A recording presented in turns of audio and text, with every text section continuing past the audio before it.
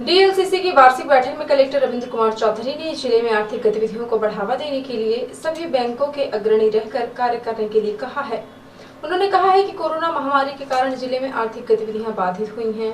लगातार 2 महीनों की मेहनत से कोरोना संक्रमण पर नियंत्रण संभव हो पाया है। अब हमें नई ऊर्जा के साथ पुनः आर्थिक गतिविधियों को बढ़ावा देना है। इसमें बैंकर्स की महत्वपूर्ण भूमिका है।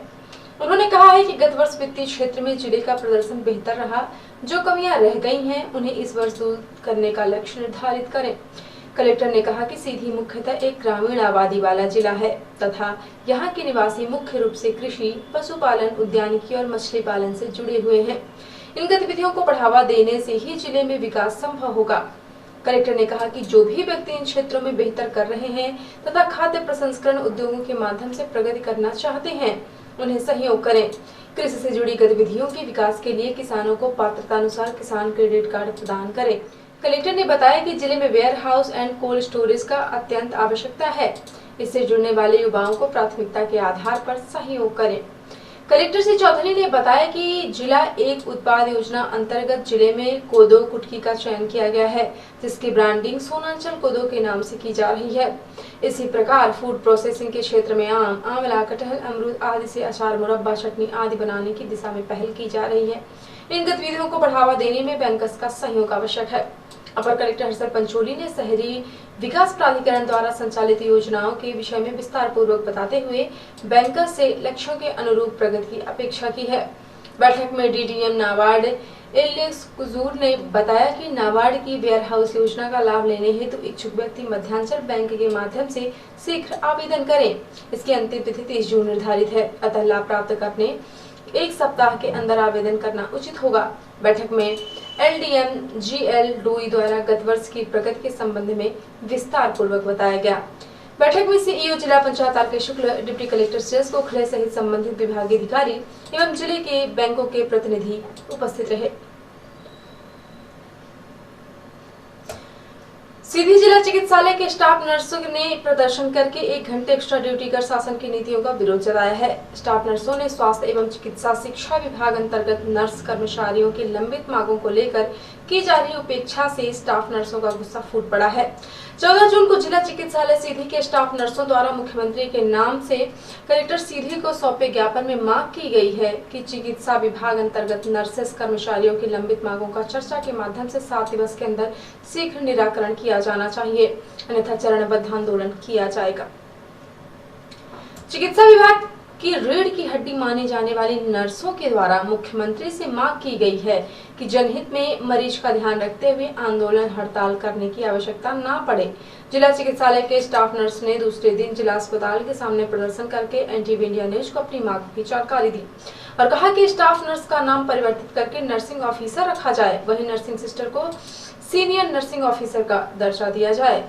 3 एवं 4 वेतन वृद्धि ग्वालियर एवं रीवा मेडिकल कॉलेज के अन्य कर्मचारियों को दी गई है। अन्य मेडिकल कॉलेज के कर्मचारियों के साथ विभाग द्वारा सौतेला व्यवहार किया गया है। शेष मेडिकल कॉलेजों के नर्सिंग कर्मचारियों को 3 एवं 4 वेतन वृद्धि दी जाए तथा अन्य प्रदेशों की भांति मध्य प्रदेश के नर्सेस कर्मचारियों को ग्रेड 2 का दर्जा दिया जाए।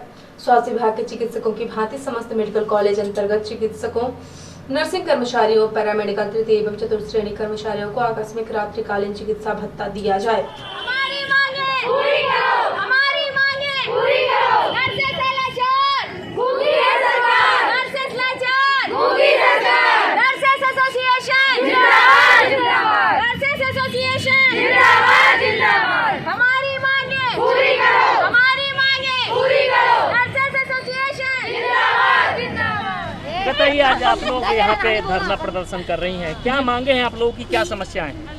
हम लोग मांगे जो रखे हैं, हम लोग का 8 मांगे हैं। इसमें सबसे पहले है हम लोग का नर्सेस का नाम परिवर्तन का है।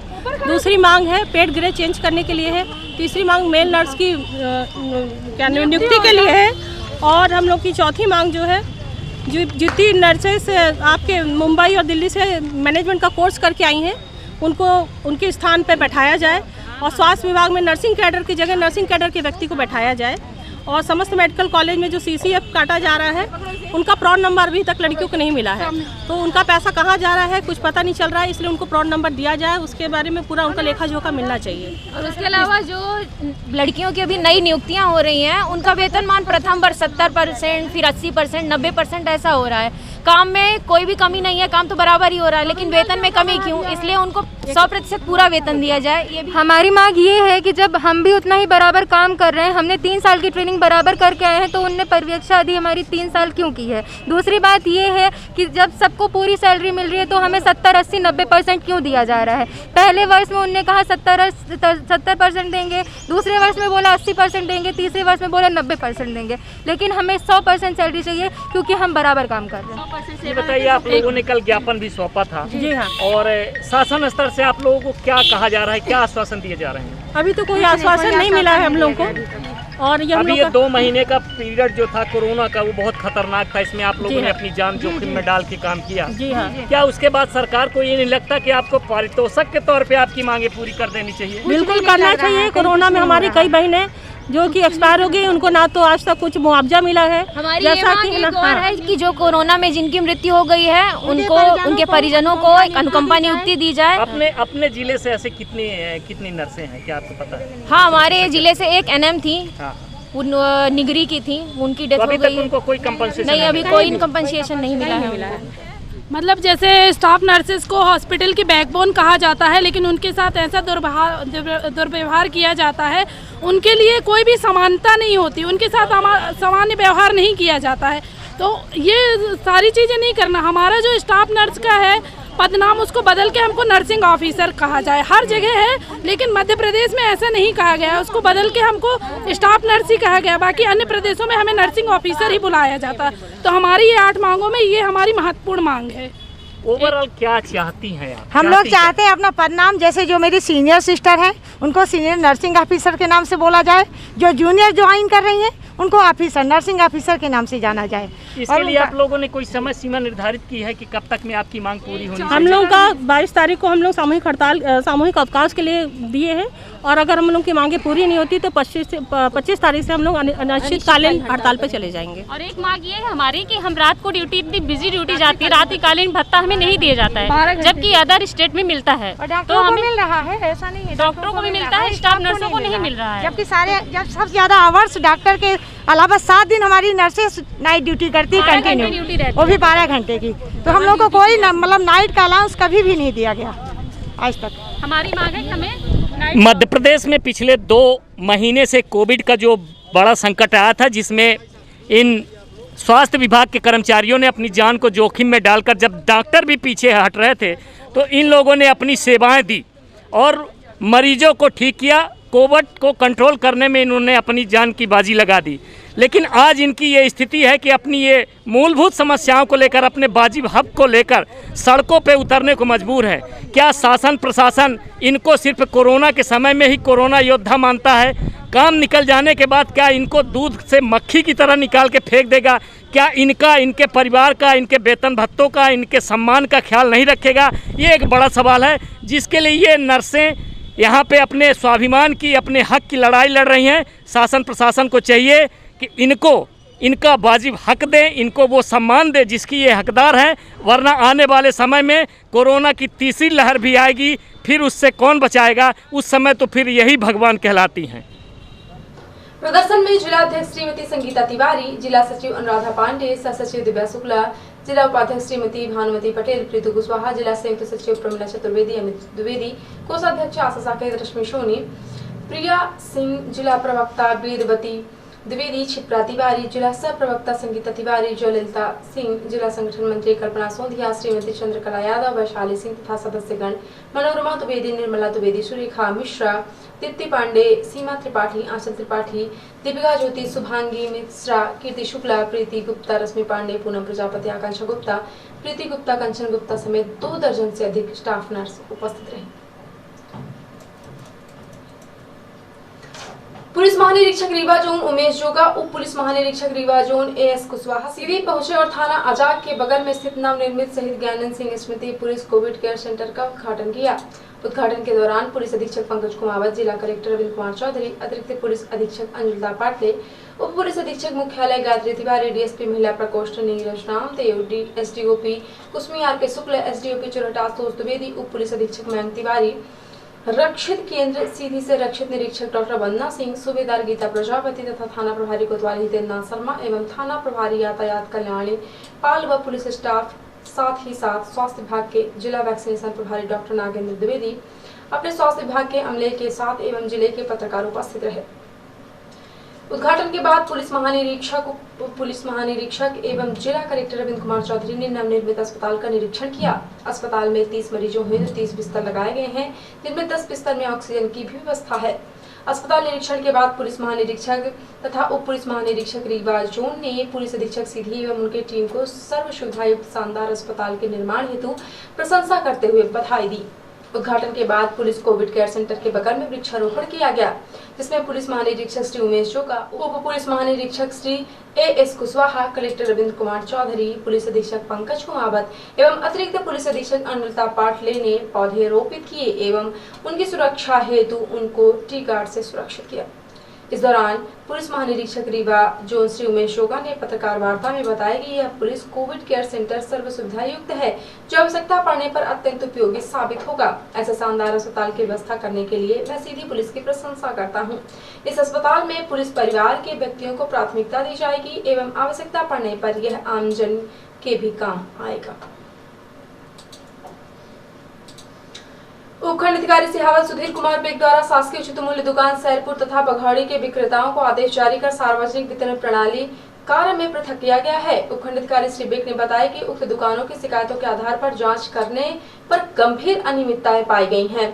उक्त को देखते हुए विक्रेताओं के विरुद्ध कार्यवाही की गई है। सेवा सहकारी समिति प्रबंधक पटेहरा को उचित मूल्य दुकान सैरपुर का आगामी खाद्यान्न वितरण का कार्य निकटतम उचित मूल्य दुकान के विक्रेता से वितरण कार्य किए जाने का आदेश दिया गया है। इसी प्रकार सेवा सहकारी समिति प्रबंधक अमिलिया को उचित मूल्य दुकान बघौड़ी का आगामी खाद्यान्न वितरण का कार्य समिति के निकटतम उचित मूल्य दुकान कोलौरा के विक्रेता से वितरण कार्य किए जाने को निर्देशित किया गया है। उत्तराखंड सरकार ने कोविड कर्फ्यू को कुछ और रियायतों के साथ 22 जून सुबह 6 बजे तक के लिए बढ़ा दिया है। इस दौरान के लिए वर्तमान में लागू 3 दिन बाजार खोलने की व्यवस्था बरकरार रखी गई है, जबकि मिठाई की दुकानें हफ्ते में 5 दिन खोलने की छूट दी गई है। विवाह समारोह और अंत्येष्टि में शामिल होने के लिए व्यक्तियों की अधिकतम सीमा 50 कर दी गई। वहीं नैनीताल में अब पर्यटक भी दिखने लगे हैं। नैनीताल में रिपोर्टर हिमानी रौतेला ने कोविड कर्फ्यू में दी जा रही रियायतों पर लोगों से बात की और उनकी प्रतिक्रिया ली, जिस पर लोगों ने कहा कि हालात धीरे धीरे सामान्य होंगे। हिमानी रौतेला, जैसे कि आप देख सकते हैं कि नैनीताल में फिर से चहल पहल शुरू हो चुकी है। पर्यटक नैनीताल पहुंच रहे हैं। आइए जानते हैं पर्यटकों से बात करके। अब हम जानते हैं हमारे साथ नाव चालक है, उनको कैसा लगा, क्योंकि उनकी रोजी रोटी पर्यटन से ही चलती है। अब पर्यटक आगे उनको कैसा लग रहा है? अभी तक तो बहुत ज़्यादा परेशानी हुई थी और अब आज बोट 2 महीने के बाद खुली हैं, तो कुछ ऐसा लग रहा है परेशानी कुछ हल्की हल्की ख़त्म हो जाएगी। बाकी तो ये है टूरिस्ट कुछ अभी झील में काफ़ी नज़र आ रहा है। अभी 2-4 दिन से भी काफ़ी नज़र आ रहा था, उससे पहले बिल्कुल भी कुछ भी नज़र नहीं आ रहा था। ना काम था ना दाम, कुछ भी नहीं था, यानी परेशानी के सबब कुछ था ही नहीं। आज कुछ हमें पता चला, हाँ परेशानी कुछ आज से ख़त्म होने लगेगी। बाकी आगे की कह नहीं सकते। बाकी जो भी है वो बोट ही है, हमारी रोजी रोटी जो भी है, खाना पीना रहना सोना पीना जो भी है सब बोट के जरिए से हम काम करते हैं। और देख सकते हैं अभी हमने बोट चालकों से बात करी और जो फोटोग्राफी करके वो अपनी रोजी रोटी पर्यटन से चलाते हैं, हम उनसे बात करेंगे। सर आपका नाम? अनिल, फोटोग्राफर। सर बताइए कि लॉकडाउन अनलॉक होने से थोड़ा आपको क्या राहत, और बताइए इसके बारे में। अब इस समय तो थोड़ा खुल रहा है तो थोड़ी राहत है, बाकी बीच में लॉकडाउन में तो कस्टमर ही नहीं था यहाँ पर। क्योंकि आपकी जैसे क्या चलता है कि रोजी रोटी इससे ही चलती है। जी, रोजी रोटी इसी से, हमारा तो टूरिस्ट से ही काम है। जब टूरिस्ट यहाँ आता है तभी हम लोगों का काम होता है, बाकी वैसे तो बहुत मुश्किल हो जाता है रोजी रोटी के लिए, उसमें घर का खर्चा भी नहीं निकल पाता फिर। तो आज आपको कैसा लग रहा है? आज अच्छा लग रहा है अब थोड़ा थोड़ा लॉकडाउन खुल रहा है, समय बढ़ रहा है, तो अब अच्छा लग रहा है। इस समय टूरिस्ट भी देखने को मिल रहा है। आज से बोटिंग भी चल गई है, और बोटिंग चलती है तो हम लोगों का फोटोग्राफरी का काम थोड़ा ठीक ठाक चलता है फिर। और आप क्या कहना चाहेंगे कि सरकार से कि आप छूट मिलनी चाहिए कंटिन्यू? जी जी, छूट मिलनी चाहिए, क्योंकि और जगह तो सब जगह छूट हो ही गई है, नैनीताल में भी हो, तो यहाँ के थोड़ा सभी बोट वाले, रिक्शे वाले, गरीब तबके के जो लोग हैं उनको थोड़ा रोजी रोटी मिले तो। अब हम जानेंगे कुछ पर्यटकों से, उनको यहाँ आके कैसा लगा। मैम, इतनी दिनों बाद नैनीताल आके आपको कैसा लगा? पहले आपका नाम? हाँ, माय नेम इज़ कीर्ति। या it is good, but I think सब कुछ ओपन नहीं है, तो थोड़ा सा शायद और लेट आते तो that would be nice, but other than that Nainital का वेदर इज़ सो प्लेजेंट, तो आई थिंक लॉकडाउन से थोड़ा ब्रेक के लिए इट्स गुड। अब हम जानेंगे यहाँ के फूड व्यवसायी से, क्योंकि नैनीताल में थोड़ी रौनक वापस लौट चुकी है, उनका क्या कहना है। आंटी, आपका नाम? मेरा नाम मंजू बोरा। अब बताइए कि टूरिस्ट आने से आपको कितनी राहत, क्योंकि आपकी रोजी रोटी इसी से चलती है, आप क्या कहना चाहेंगे? मैडम, अभी तो हम आज ही लगा रहे हैं, 2 महीने बाद ये लगाओ कि आज जो है हम अपना सामान लेके थोड़ा आए हैं, इसी उम्मीद से आए हैं कि शायद कुछ हमारी भी रोजी रोटी की व्यवस्था हो जाए कस्टमर आने से।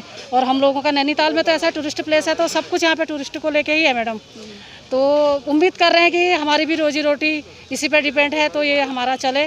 और सभी का स्वागत करते हुए नैनीताल में, और कोविड लाइनों का पालन करते हुए हम सभी से प्रार्थना भी करते हैं कि भगवान सबको सुरक्षित रखे और हम लोगों की रोजी रोटी जो है उसको भी सही सलामत रखे।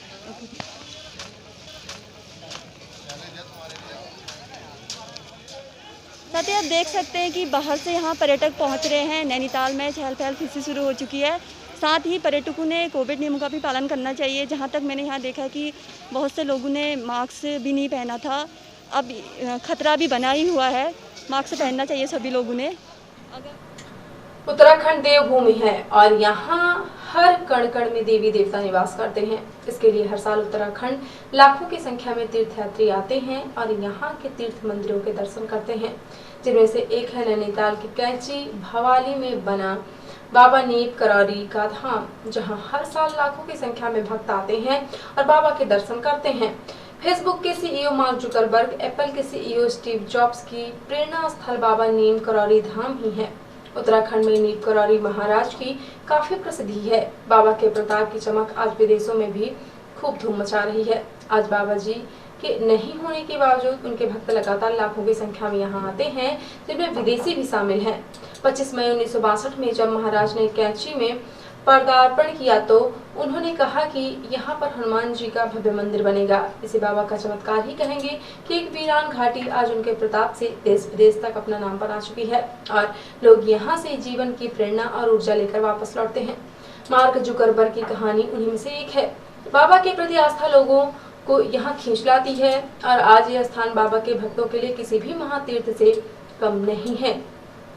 आध्यात्मिक गुरु बाबा नीम करौरी में लोगों की अगाध आस्था है। यही कारण है कि बाबा के भक्त हिंदुस्तान से लेकर विदेशों तक फैले हुए हैं। कैंची मंदिर में बाबा नीम करौरी महाराज के दर पर 15 जून को भक्तों का मेला लगता है, लेकिन 2020 और 21 में कोरोना संक्रमण के चलते मंदिर समिति ने स्थापना दिवस में उमड़ती भीड़ को देखते हुए इस वर्ष भी मेले को सादगी से मनाने का निर्णय लिया है। नीम करौरी महाराज की तपोस्थली पर हर साल 15 जून को मेले का आयोजन होता है, क्योंकि इस दिन श्री कैंची धाम की स्थापना दिवस मनाई जाती है। बाबा नीम करौरी ने आज ही के दिन कैंची धाम की स्थापना की थी, लिहाजा लोग इस मौके पर बाबा नीम करौरी के दर्शन के साथ साथ लोगों की सेवा भी करते हैं, ताकि बाबा नीम करौरी द्वारा बताए गए सेवा के भाव को अपने जीवन में उतार सकें। बाबा नीम करौरी महाराज के भक्तों की संख्या न सिर्फ भारत में है, बल्कि विदेशों में भी बाबा के भक्तों की कोई कमी नहीं है। और अब से प्रादेशिक हलचल। मध्य प्रदेश में कल और अधिक unlock shopping mall, hotel, restaurant को 50% क्षमता के साथ खोलने की तैयारी। भोपाल के 13 गांवों में टीका नहीं लेने पर हुक्का पानी बंद। 10 पंचायतों में टीका लगवाने पर 199 रुपए का मोबाइल रिचार्ज फ्री। बिजली कंपनियों को मिलेगी सब्सिडी। मध्य प्रदेश कैबिनेट की मुहर कंज्यूमर को सस्ती बिजली के लिए 14,500 करोड़ का अनुदान। और शिवराज कैबिनेट की बैठक में अहम फैसले। स्कूल कॉलेज में पढ़ाई का फैसला। मंत्री समूह करेंगे बच्चों की सुरक्षा के लिए पेरेंट्स को देंगे ट्रेनिंग। और अब राष्ट्रीय हलचल। राम मंदिर भूमि खरीद विवाद। श्री राम जन्मभूमि ट्रस्ट ने केंद्र सरकार और आरएसएस को भेजी रिपोर्ट, कहा कोई घोटाला नहीं हुआ। भारत बायोटेक ने कहा सरकार को लंबे समय तक 150 रुपए में कोवैक्सीन का डोज नहीं दे सकते। गलवान झड़प के 1 साल बाद केवल फिंगर एरिया से पीछे हटी है सेनाएं। देवसांग, पेंगोंग सहित 5 कंट्रोवर्शियल एरिया से वापसी पर अभी भी कोई सहमति नहीं। और यूपी में बसपा के 6 बागी विधायक सपा में शामिल हो सकते हैं, अखिलेश से की मुलाकात। तो ये थी आज की प्रमुख हलचल। यदि आप न्यूज फेसबुक पर देखते हैं तो पेज को लाइक और फॉलो करें। यूट्यूब पर देखते हैं तो चैनल को लाइक और सब्सक्राइब करना बिल्कुल ना भूलें। आप किसी भी न्यूज को तत्काल पढ़ने के लिए लॉगिन करें www.ntvindinnews.com। सीधी एवं बिंदी की प्रत्येक न्यूज का अपडेट अपने फोन पे पाना चाहते हैं तो आप प्ले स्टोर से हमारा app NTV India news download करें और जुड़े रहे अपने आसपास की समस्त गतिविधियों से NTV इंडिया न्यूज के साथ। नमस्कार।